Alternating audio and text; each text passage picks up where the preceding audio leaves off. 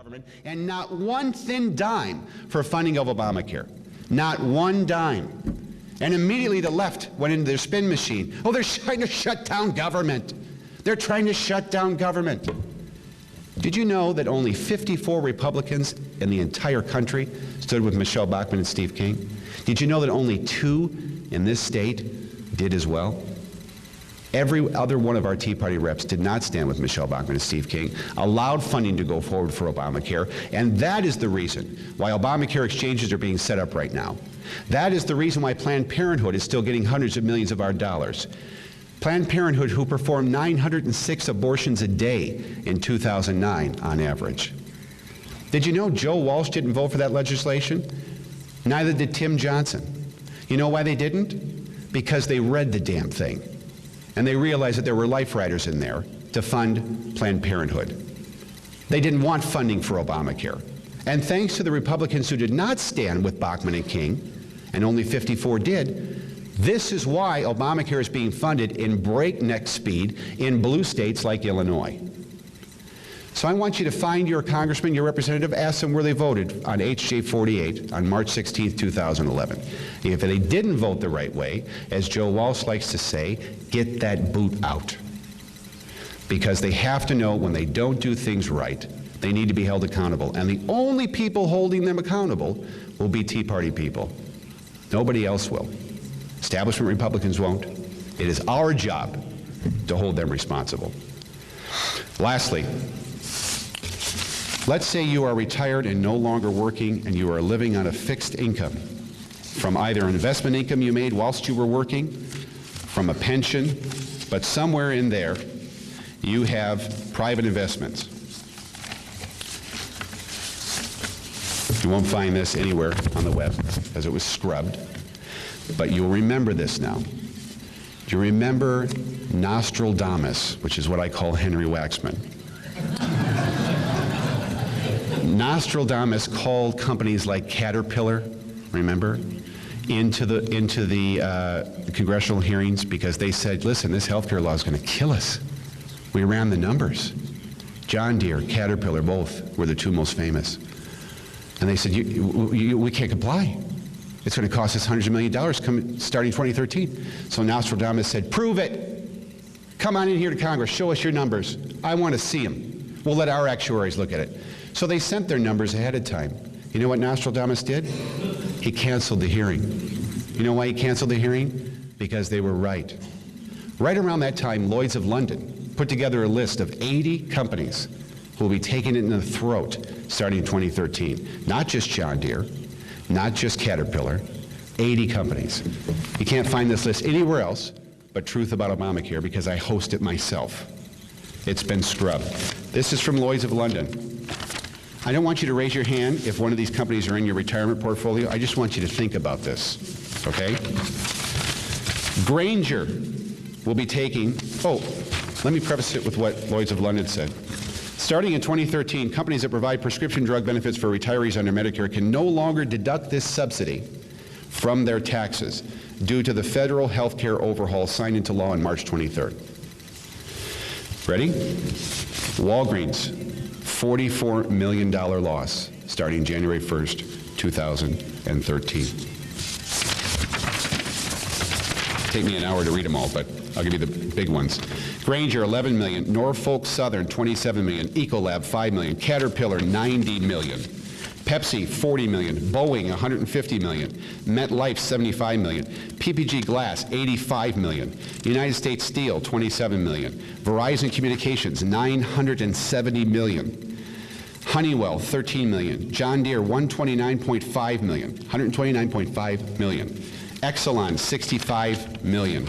And drum roll, please, for the biggest of all, AT&T, $1 billion. Now, do you think that these companies are going to raise the price of the products they offer? Do you think they might lay a few people off, adding to the already historically high unemployment rate of 19 to 20% that we are facing right now? When you add in all the people that have stopped looking for work, which Barack Obama completely doesn't include? If you think so, I want you to know that those are first quarter losses only. I want you to multiply that by 4. So it's not only a war on our seniors, it is a war on private industry. Obamacare will destroy what is left of the private sector. And my biggest fear, and I'll close with this, is that if the U.S. Supreme Court justices decide to legislate from the bench, which they cannot legally do, if there is no severability clause in Obamacare, which there is none, a severability clause is simply something that a first-year law student knows to put into a piece of legislation to make sure that if he's trying to pass it through Congress, that they can cut out parts they don't like and keep the rest. Well, they didn't put that in Obamacare. So if one part is rendered unconstitutional, the entire law must pass, must be shot down. The entire law already passed. It must be shot down. But let's say they don't do that.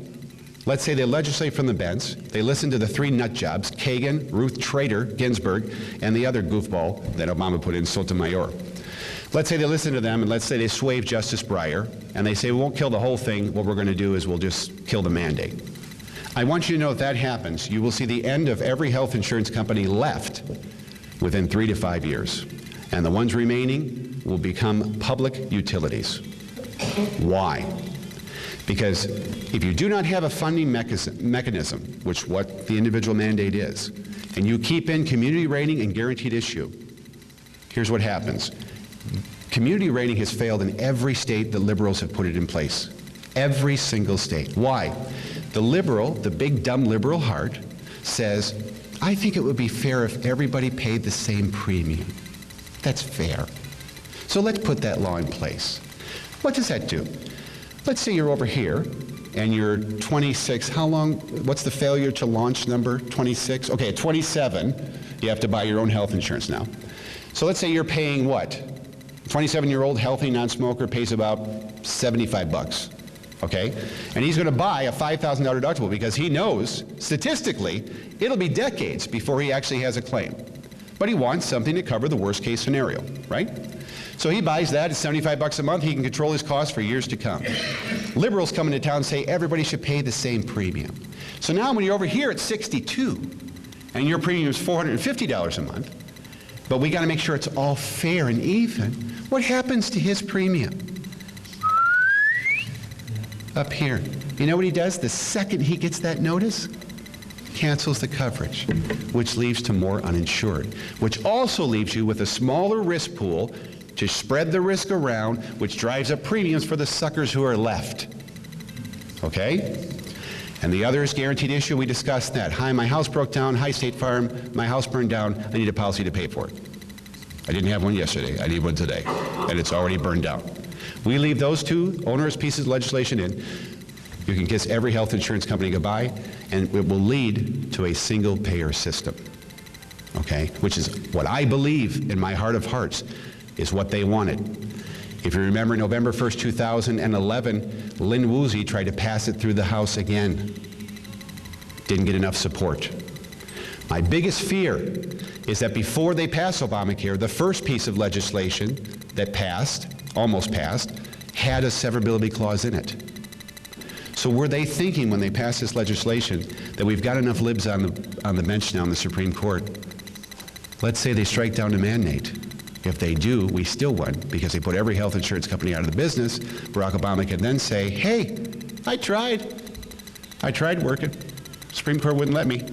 Now it's time for a single-payer system. So if you don't think this next election is the most important election of your lifetime, I don't know any other time in my lifetime that it was. So you have to get informed. You have to engage your electorate. Just go to truthaboutobamacare.com. You'll remember probably 13% of what I told you. Liberals, probably 3. So go to truthaboutobamacare.com and spread the information, and I thank you for listening.